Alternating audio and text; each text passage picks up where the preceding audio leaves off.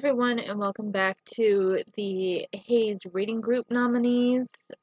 This one is Everybody Shines, 16 Stories About Living Fabulously Fat. Surprisingly enough, this one I actually, so far at least, as far as the introduction, is the one I have the least amount of problems with. There's a few things of note. For the most part, it's just talking about finding what she calls fat friendships, but I think a better generalized term would be friendships with like people. I think there's something to be said, even for those that are overweight, fat, obese, whatever. Having someone that kind of understands where you're coming from, understands your life, I can understand how that is a nurturing friendship, and especially if it's used in a way where maybe they would lose weight together, or it doesn't even have to be weight, maybe they're in college together, going through something together in similar circumstances. There's a bonding experience to be had there. And so I think encouraging teens, this is a teen book, encouraging teens to foster friendships between people that are like them, I don't have a particular problem with. The first thing I do want to note, though, is this particular paragraph. At the time, before I had the fat community I have now, I longed for someone to tell me that my body was just a body. It wasn't a measure of whether I could be liked or loved. It wasn't an indicator of whether I could be a good friend, a good sibling, a good daughter. It wasn't a reflection of my ethic or my character. It was simply the shape of my skin. I longed to be understood, and for too long I didn't know people who could see me as I wanted to be seen. So the thing about this is, and I actually don't have a problem with this being included in the book, um, but that whole thing about longing to be understood, longing to be, she says, I long for someone to tell me that my body was just a body. All teens long to have someone say something about them that's very validating. So like that, the way that's framed, I don't particularly care for. Like, this is an exclusively fat person sort of issue. There's plenty of other circumstances where people, especially teenagers, long for that validation. Um, and that was really all I had to say on that part. There was another thing that was actually another positive um, point that starts right here. So the thing is that they're at this event, she's at this event, and she meets David, and they're looking around, and all of the sturdier chairs have been taken up by thin bodies. And so she doesn't really know what to do, and David comes up to her and says, let's see, that's when David sidled up next to me.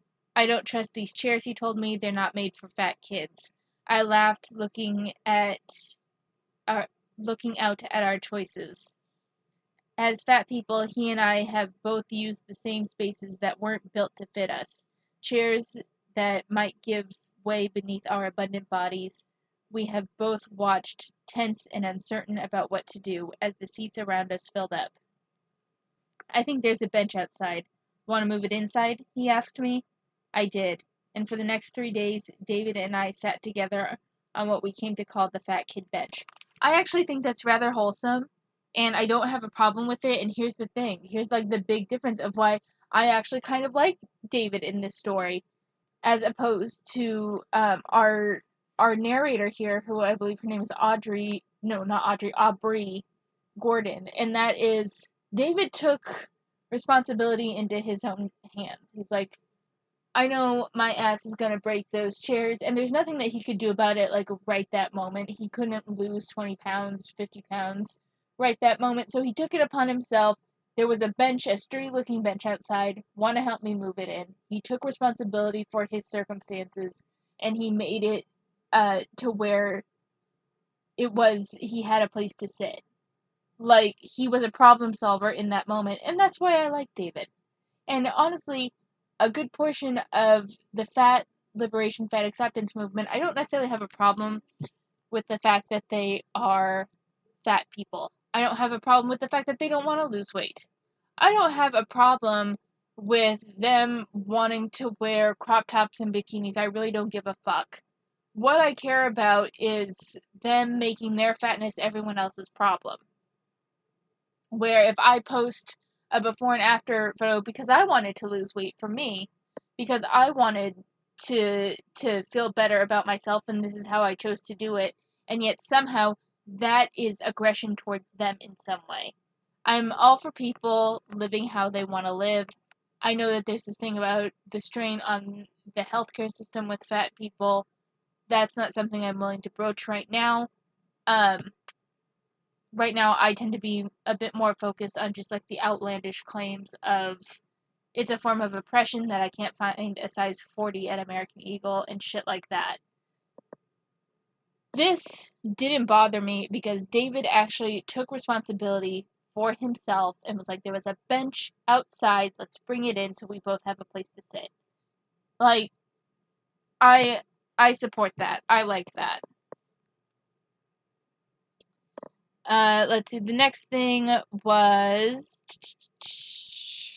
fat friendships, like my friendship with David, changed everything for me. With fat friends, for the first time, I could describe my body as fat. It is, by any measure, without someone else gasping and insisting, "Sweetie, no, you're not fat." I could order a salad without someone suggesting I must be trying to lose weight, or I could have an ice cream sundae without being met with judgmental stares. My fat friends understood that fat people do everything thin people do. We're just not always given the space to do it. With my fat friends, I can cook, eat, exercise, go swimming, go shopping, all the with plenty of understanding and no judgment. I don't judge people that do this shit either. I think to a certain extent you just stopped watching yourself so much. Like, I'm not saying that like, fat people don't get stares when they're eating an ice cream sundae. I'm not gonna say that because stares are probably just kind of something that happens. I'm not gonna say that that doesn't happen, but chances are your thin friends beforehand were mostly like concerned for you, and if you have that rhetoric of it's just impossible for me to lose weight, I would be side-eyeing you too when you have a big humongous sundae. We're not saying that fat people don't do the thin same things thin people do. I don't personally have a problem with a fat person eating a sundae. That being said, I do have a problem when fat people say I eat the same amount and get the same exercise as thin people and I just look like this. That is factually false. That's the issue that more people have, I think, and any of your thin friends probably had, is that you probably said something like, I can't change my weight, it's impossible, and then you're eating Sundays fairly regularly. On the grand scheme of things, though, I think a lot of this falls under the category of you're watching yourself far more than other people are watching you. So it's right here, and it is the world we live in has a lot of rules for fat people. We aren't supposed to call ourselves fat. We are only supposed to acknowledge our fatness as a short stop, a temporary setback on the road to thinness. We confuse and sometimes upset people in our lives when we take joy in our bodies and celebrate them as they are, whether or not that's where we want them to be forever. So, I don't know of anyone that has a problem with a fat person calling themselves fat. The general thing that I was always taught was, calling someone fat is rude. You calling yourself fat isn't a problem. It does feel a little bit self-degrading to say that, but that's just I'll admit that that's my personal background with fat. The word fat was always used in a derogatory tone. Overweight was the more neutral term for me. But you calling yourself fat, it's not like anyone's saying you can't call yourself fat. And no one is demanding that you get thin. Again, and I'm not going to say people don't get upset when you're kind of living your lives because there is the occasional asshole.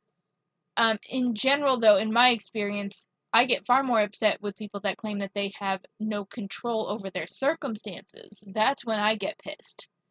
Because I hate that defeatist fucking attitude. But I don't have a problem with you just kind of enjoying your life. It has no fucking effect on me.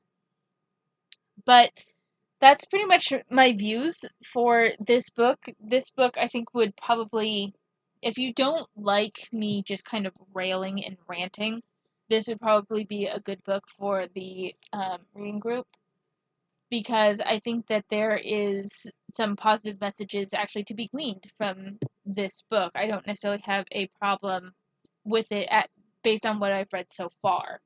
There are some things of self-victimization, but I think to a certain extent that's just the common learned helplessness that we see in a lot of um, fat acceptance rhetoric. So far, though, it really hasn't been that bad. So let me know what you think. You can read the intro on Amazon, and I will see you next time.